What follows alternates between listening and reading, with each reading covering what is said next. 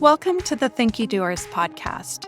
Thinkydoers are those of us drawn to deep work, where thinking is working, but we don't stop there. We're compelled to move the work from insight to idea, through the messy middle, to find courage and confidence to put our thoughts into action.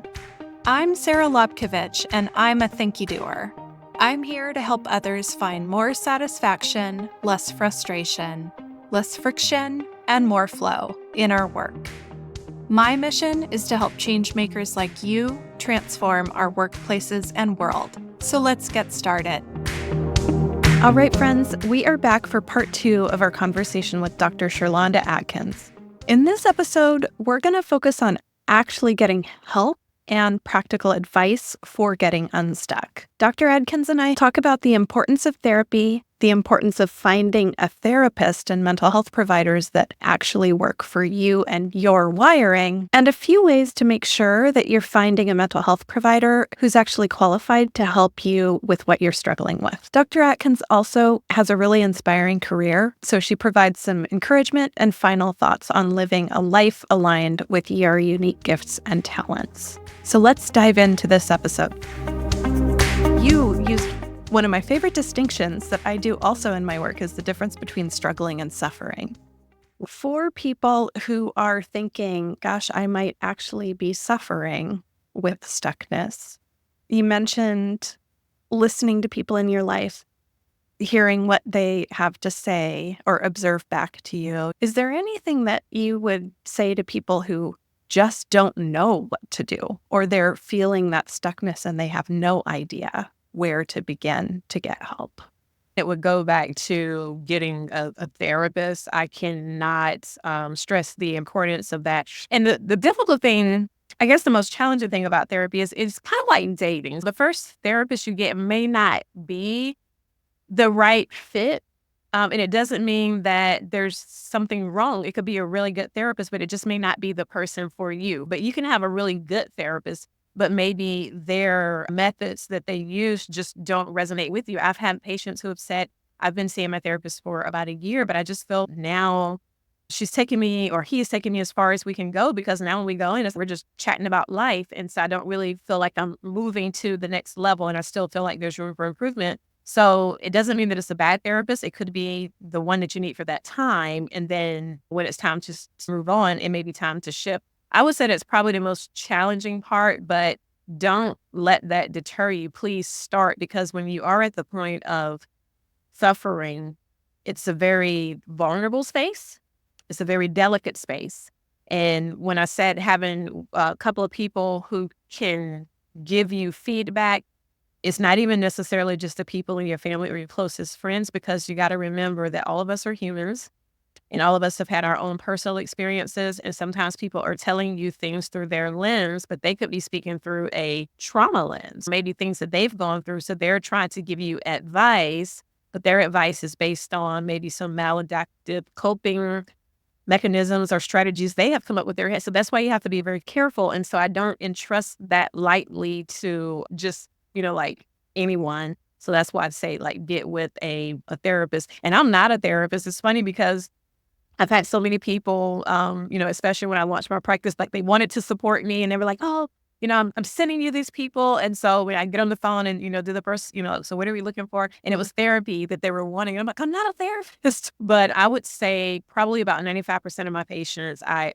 also recommend that they do therapy, even if I'm only treating them for, let's just say, ADHD, and that's it, like no anxiety, no depression, no mood disorders, but just ADHD, because I personally believe that when life starts to move faster than what we can grow roots to support ourselves, it can be very foundation shaking. It can be very scary. And we don't know when those times will come. So if you at least just have a relationship established with a therapist, or even just had a first session, because for some people, believe it or not, they still think about therapy with the image of what is portrayed on TV. Like, you may not have to go and lay on somebody's couch and they're going to be asking me about, oh, my child, this and that. No, it's not that. Just having that, saying that you've been in that space before, so it's not so foreign when and if something happens and then you need to use a therapist, and you don't have to wait until you get to the point of suffering or the point of something tragic happening, but really just somebody to tell you, help you with your perspective. My very first time seeing a therapist, now I look back, is quite comical because I was already working, doing the type of work that I do. And so I had enrolled in my doctoral program, and one of the perks for students was we could get a free membership to a subscription to BetterHelp. And I was like, oh, okay. And for those of you who are listening, if you don't know what BetterHelp is, BetterHelp and Talkspace are similar platforms where you can do online therapy, and they have different options, like if you want to do video or phone calls or chats. So it just makes it more accessible.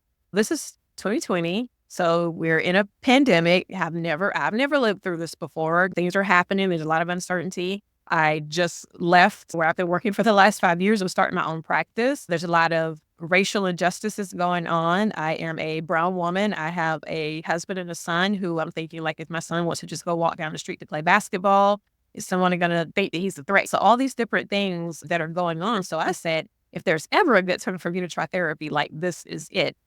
I did the research, and I want to pick a good one. I want somebody who looks like they are, have credentials. And what that means to me is that they're taking their craft seriously. I am a forever learner, forever student. So I want somebody who adopts that same thing and have those same values. So I went down the list, and then I had my first session. And so I told her, I said, I don't have anything like glaring, like a big problem to come to you with right now, but you're the professional. Treat me like I know nothing about mental health.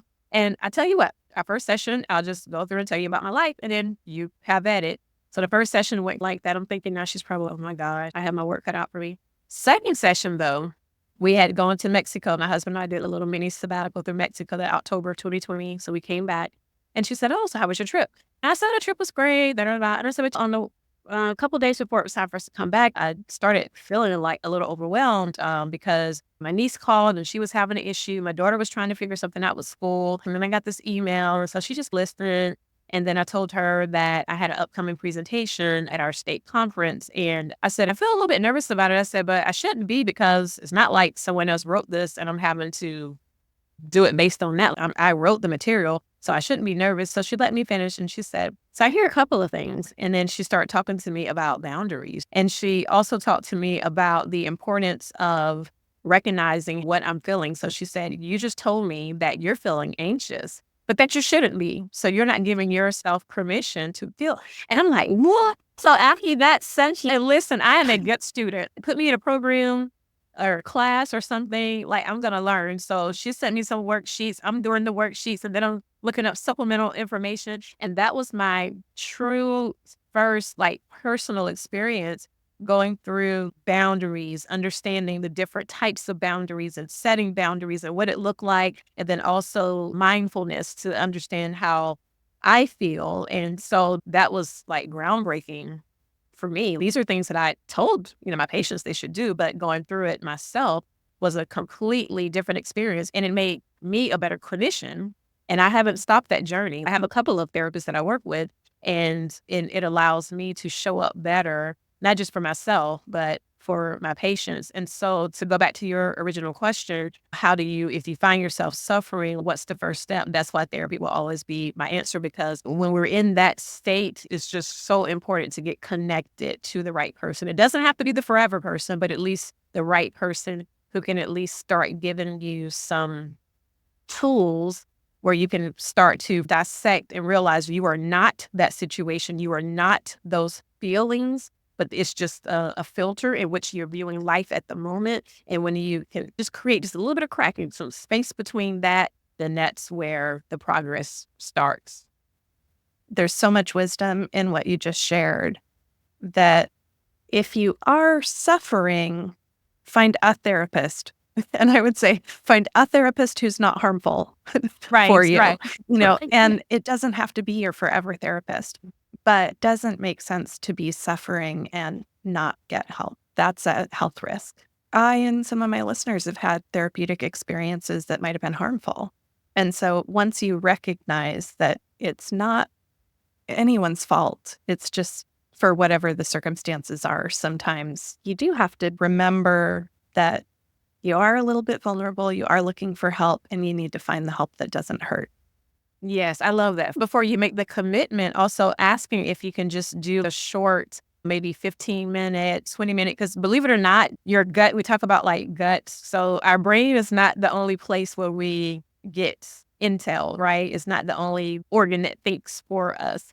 So sometimes even just interacting with people in person or even virtually, or sometimes even on the phone, you can get an idea if this is someone that you feel comfortable with, because it's all going to come before you can actually trust someone. You got to feel comfortable with. So I would encourage even doing a little pre-screening call, because therapists will understand, a good therapist will understand that this is a very intimate space in which you're going to be working together. And I think most of them probably would welcome an opportunity to meet each other. And then I would also say at the very beginning, maybe ask, how would you indicate to that therapist if you felt like you weren't getting the help that you needed, or if you weren't progressing as quickly or as deeply as you anticipated? And the reason why I said this might be good to ask up front is because I hear it on the back end when my Yeah. patients are saying, I don't think that this is the one for me. I don't think they're helping me. And then I ask, have you communicated this? And they usually say no, because it's very awkward, because there's this power dynamic, right?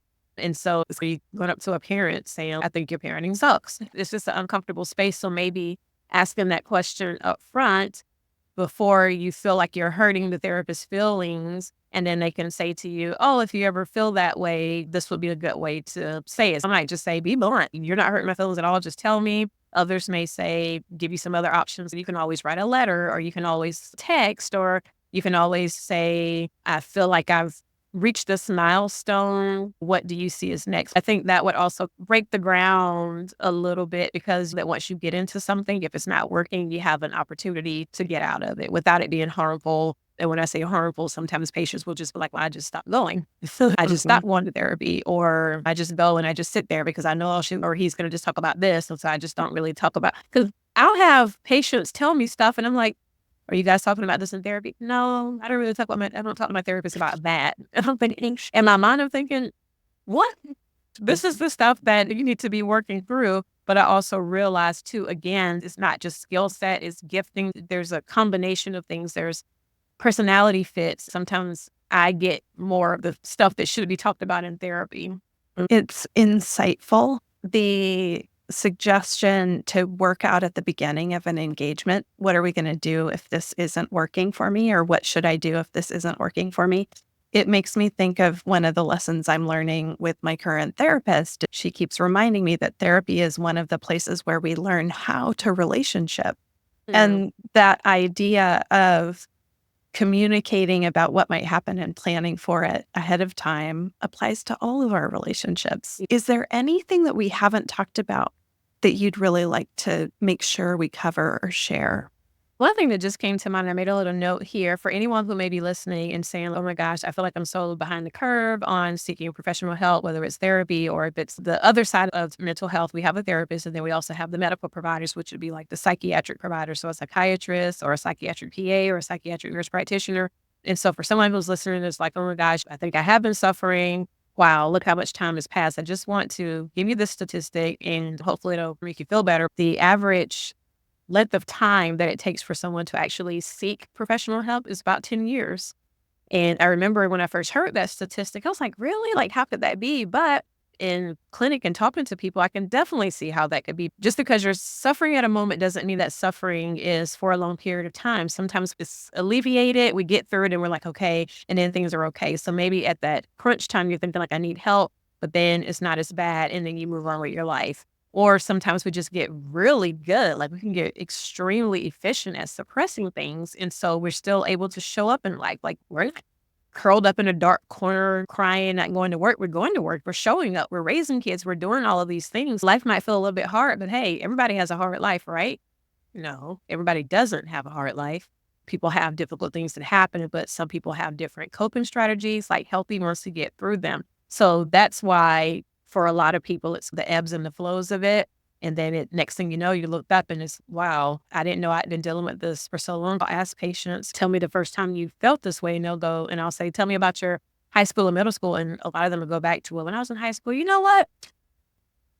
That time when my parents, something happened, and they'll say, I didn't recognize it. They didn't recognize it. Because when did we start really talking about mental health? We didn't really talk about that back when we were teenagers. The guidance counselor would come and talk to us and they'd be telling us, like, say no to drugs and don't get pregnant, but nobody really stopped to talk to us about anxiety and depression. Yeah. So I just wanted to say that as encouragement for someone who may be listening to this and feeling like they're behind the curve. It's never too late to start. I work with patients like in their 70s, and my biggest heartbreak, I think, is for people to leave this earth without experiencing like joy and like being stuck and not seeing what it could have looked like.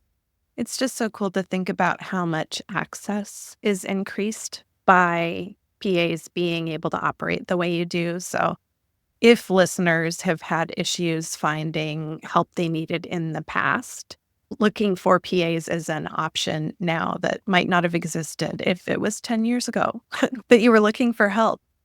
Is there anything else that you'd like to share with folks? Look at how you feel. Do you really feel like you are living the life that you envisioned? I wake up every day and I'm excited and I have joy, but it hasn't always been that. It took a lot of work to get there, but I really feel like we all have unique gifts and talents. And the quicker we can realize that we have everything that we need and just align, like have our external environment set up to align with that, it's a recipe for living a healthy life. And if anybody has any desire, like to dig deeper into that, like I said, I'm not a therapist and I wouldn't be able to treat you medically because as a PA or a medical provider, we treat patients who are located in states in which we are licensed. And I'm only licensed in South Carolina and the U.S. Virgin Islands. But the unique work that I do as an Unstuck strategist is it's combining all of my experiences and skill set and gifts, and I'm able to work with people, helping them to design a life plan for them. First of all, we identify their sticky thinking and then come up with strategies to overcome that and then design and help them execute a plan moving forward. So if there's anybody who wants some additional help with that, I'm always available and happy to help. And where can people find you if they would like more information? You can find me at drsherlondaatkins.com, and I'm also on LinkedIn as Dr. Sherlonda Atkins.